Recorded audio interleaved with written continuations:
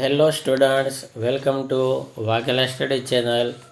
વિદ્યાર્થી મિત્રો, વાઘેલા સ્ટડી ચેનલમાં તમારું સ્વાગત છે.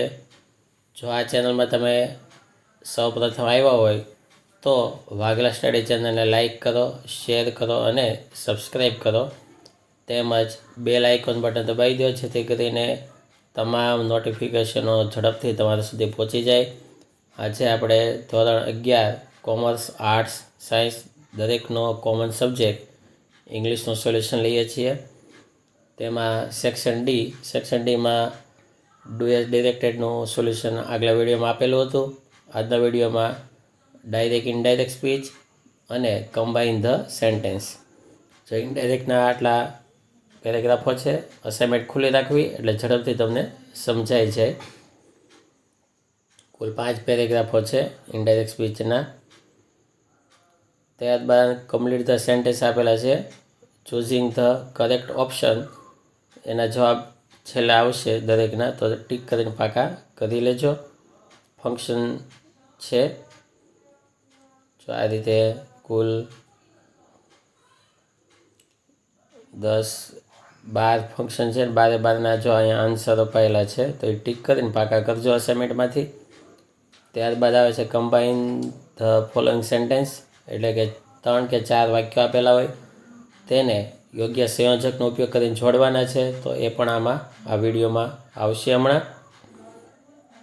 જો 3, પછી આ 4, 5 એ પછી complete the passage choosing the correct option, યોગ્ય ઓપ્શન પસંદ કરીને પેરેગ્રાફ પૂરા કરવાના છે. જો આવી રીતે, બરાબર. હવે જવાબો ઇનડાયરેક્ટ સ્પીચનો. પહેલો ઇનડાયરેક્ટ સામા અસાઇનમેન્ટ રાખવી સવાલ જોવા માટે. તો જો પહેલું છે કે what a nice T shirt is it. આ ઉદ્ગાર ચિહ્ન આવેલું છે, તો ઉદ્ગાર ચિહ્ન આવેલું હોય તો એ પ્રેઝ કહેવાય અને વખાણ એમ. સ્વરા બોલે છે પેલું વાક્ય. Swara exclaimed with praise to Navya. Swara નવ્યાને ઉદ્ગાર આશ્ચર્ય પામીને વખાણ કરીને કહે છે કે that it was a very nice T shirt. પછી સ્વરા હજી સવાલ કરે છે પાછું, તો ધેન શી આસ્કડ હર. પછી તેણીએ તેને સવાલ કર્યો. હું હેડ સંયોજક તરીકે હું લેવાનું, બોટનું હેડ બોટ કરવાનું. હું had bought it for her. યુનો હર થશે. તો હવે નવ્યા જવાબ આપે છે, એટલે કે નવ્યા રિપ્લાઇડ ધેટ. નવ્યાએ જવાબ આપ્યો કે માય સિસ્ટર. માયનું થશે હર, હર સિસ્ટર. બોટનું હેડ બોટ ઇટ. હવે સ્વરા એમ કહે છે કે મને એની કિંમત જાણવી છે. તો Swara told Navya that she wanted to know. લેટનું આપણે વોન્ટેડ ટુ લઈ લીધું, તો કે તેની કિંમત જાણવા ઈચ્છે છે. તો she wanted to know its price. તો અહીંયા પહેલાંનું ઇનડાયરેક્ટ પૂરું. બીજું, તેમાં સવાલ કરે છે ટીચર કે હું બ્રોક ધીસ ચેર. આ ખુરશી કોણે તોડી. આખા ક્લાસને પૂછે છે. તો ધ ટીચર આસ્કડ સ્ટુડન્ટ્સ, એટલે કે બધા વિદ્યાર્થીને પૂછે છે. હવે સંયોજક WH હું જ આવશે વચ્ચે, હું, અને બ્રોકનું થશે હેડ બ્રોકન. હું હેડ બ્રોકન ધીસનું ધેટ ચેર. તો અભિષા જવાબ આપે છે. અભિષા રિપ્લાઇડ ધ ટીચર. અભિષાએ ટીચરને જવાબ આપ્યો ધેટ કે આઈનું શી, અને ડીડનું થાય છે ઉપલા વાક્યમાં જે ક્રિયાપદ છે એ ફરીથી લેવાનું, had broken. She had broken that chair. પછી ઉદ્ગાર વાક્ય આવે છે કે what a brave student you are. વખાણ કરે છે. તો the teacher exclaimed with praise that, એટલે કે શિક્ષકે વખાણ કરીને નવાઈ પામીને કહ્યું કે. પછી યુનું શી, આરનું વોઝ. શી વોઝ અ, એ 2 વખત લેવાઈ ગયું, 1 વખત જ લેજો. She was a very brave student. અને અભિષા થેન્કડ કહે છે. Abhisha thanked the teacher.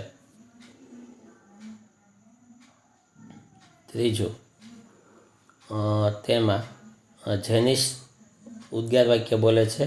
તો Janice exclaimed with praise to Roshni that. પછી પાછું ધેટ બીજી વખત અટલાઈ લીધું કે ધીસ નોવેલ ઇઝ એમ વાક્યમાં આવે છે. તો ધીસનું પણ ધેટ થાય. પેલું ધેટ સંયોજક. That novel was very wonderful. Roshni yes બોલે છે. યસ આવે તો પોઝિટિવ લેવાનું.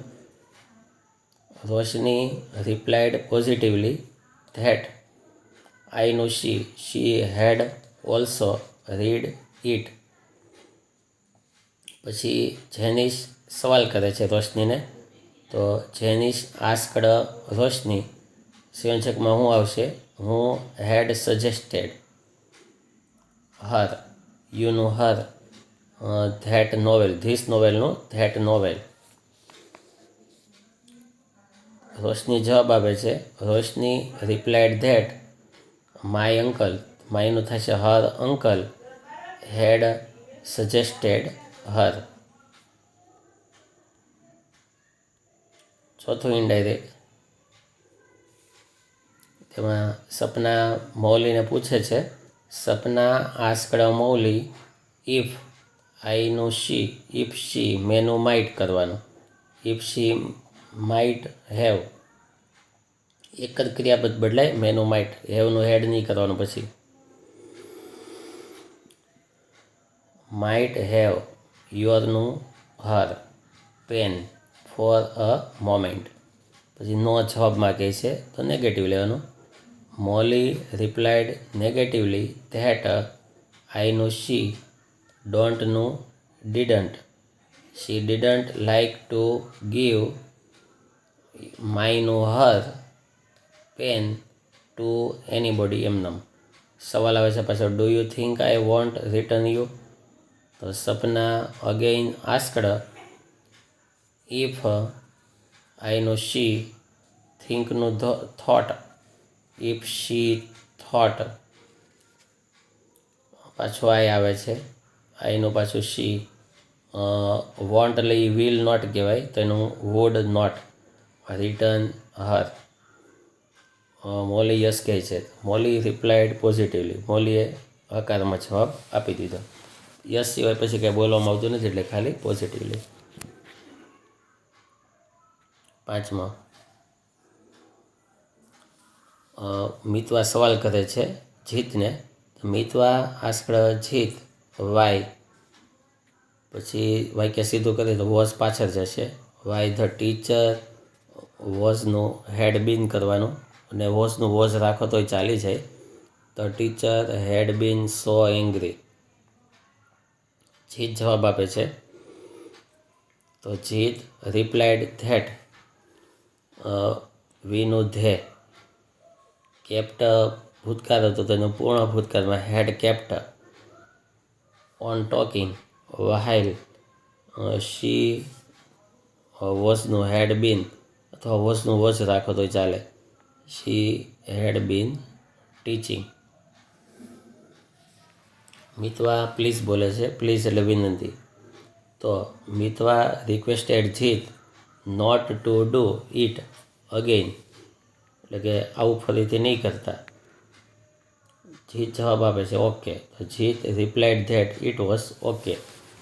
જીતે જવાબ આપ્યો કે વાત તો બરાબર છે તમારી.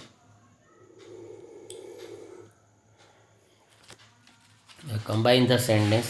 આ વાક્ય જોડવાનું અલગ અલગ રીતે પણ થઈ શકે. બરાબર, મેં થોડાક સંયોજકનો યુઝ કરીને બનાવ્યા છે કે જેથી તમે પાકા કરી શકો. જો ધ્યાન આપો, અલગ રીતે જોડી શકાય. જો પહેલાં રવિન્દ્રનાથ ટાગોર, પછી તરત હુમ લેવાનું. હુમ પછી સીધું ચોથું વાક્ય. ચોથું વાક્ય છે પીપલ રિસ્પેક્ટ હિમ એ લોટ. તો હુમ પછી પીપલ રિસ્પેક્ટ લેવાનું, અને વાક્યમાંથી હિમ કાઢી નાખવાનું, અ લોટ. કે હુમ પીપલ રિસ્પેક્ટ એ લોટ, એટલે કે પહેલાં ચોથું વાક્ય જોડ્યું. ત્યારબાદ પહેલા વાક્યનો બાકીનો ભાગ જોડી દેવાનો. બાકી હતો કે વોઝ એ ગ્રેટ પોઈટ, એ જોડી દઈએ. વોઝ એ ગ્રેટ પોઈટ પછી સંયોજક હું લેવાનું, પછી બીજું હોય કે જોડી દેવાનું કે હું રોટ, હી કાઢી નાખવાનું. હું રોટ ગીતાંજલિ, અ collection of short and ડિવોશનલ poems. Poems આવી વસ્તુ એટલે પછી સંયોજક વિચ આવે, ઈટ કાઢી નાખવાનું. પછી which got Nobel prize in 1930. બીજું જો પેલું વાક્ય હતું કે ધ કિંગ વોઝ ઇલ, રાજા બીમાર હતા. The people heard the news, લોકોએ સમાચાર સાંભળ્યા. તો બીજું વાક્ય પહેલાં લેવું પડે કે લોકોએ સમાચાર સાંભળ્યા કે રાજા બીમાર હતા. તો the people heard the news that the king was ill, કે રાજા બીમાર હતા. સો તેથી they crowded to the palace, તેઓ મહેલમાં ભેગા થયા. શું કામ? તો છેલ્લા વાક્યમાંથી ધે વિશ્ડ કાઢી નાખવાનું. To inquire about his health, આટલું વાક્ય જોડી દેવાનું કે રાજાની ખબર કાઢવા માટે. ત્રીજું તેમાં માય ફ્રેન્ડ, પ્રહર્ષ, પછી હોમ લગાડીને સીધું ચોથું વાક્ય જોડી દેવાનું કે હોમ વી રિસ્પેક્ટ એ લોટ, કે જેને અમે ખૂબ માન આપીએ છીએ તે. પછી પહેલા વાક્યનો બાકીનો ભાગ પહેલાં જોડી દેવાનો. ઇઝ અ ડૉક્ટર, કે તે ડૉક્ટર છે. પછી હું સંયોજક લઈ અને પછી હી કાઢી નાખવાનું. હું is very honest and treats the poor patients free of charge. બાકીનો ભાગ જોડી દેવાનો. ચોથું ધ કમ્પ્યુટર, પહેલાં એક આટલો શબ્દ લઈ અને બીજા વાક્યમાંથી મિકેનિકલ બ્રેઇન જોડી દેવાનું, કોઈ પણ સંયોજક વગર. ધ કમ્પ્યુટર અલ્પવિરામ mechanical brain is a machine, તે મશીન છે કે જેનામાં યાંત્રિક બુદ્ધિ છે. પછી મશીન પછી સંયોજક which can solve many mathematical problems but, પછી જો બટ સંયોજક છે કે જે ઘણા ગણિતના પ્રશ્નો સોલ્વ કરી શકે છે, પણ વિરોધીવાદ but it can not feel like human beings, પણ તે માણસની જેમ વર્તી શકતું નથી. પાંચમું science and technology are just things, પેલું વાક્ય છે એમનામ. થિંગ્સ વસ્તુ એટલે વિચ સંયોજક, which are neither good nor bad, કે જે સારું પણ નથી અને ખરાબ પણ નથી. બટ પણ there users can be good or bad, પણ તેના વાપરનારા છે એ સારા કે ખરાબ હોય. બરાબર, પણ આ ટેકનોલોજી સારી કે ખરાબ નથી. તો આ રીતે સંયોજકોનો ઉપયોગ કરીને જોડેલા છે. તમને ઇઝી લાગે તો આ રીતે પાકા કરજો. Thank you very much.